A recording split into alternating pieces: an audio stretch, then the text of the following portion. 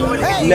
ഭയങ്കര നെഗറ്റീവ്. സത്യം പറയാലോ, പടം കൊള്ളത്തില്ല. നെഗറ്റീവ് എന്ന് പറയാൻ 100% നെഗറ്റീവ് തന്നെ. വെറുതെ സൗണ്ടും തലയും വെറും തല്ലിപ്പൊളി പടം, വെറും തല്ലിപ്പൊളി.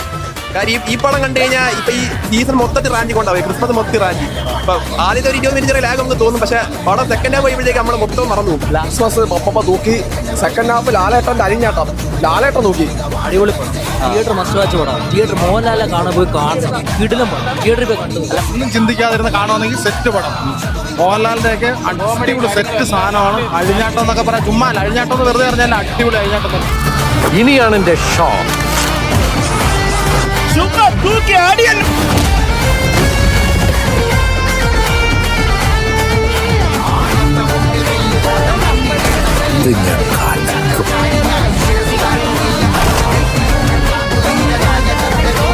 വീണ്ടും സന്ധിക്കവരേക്കും മതിയാ.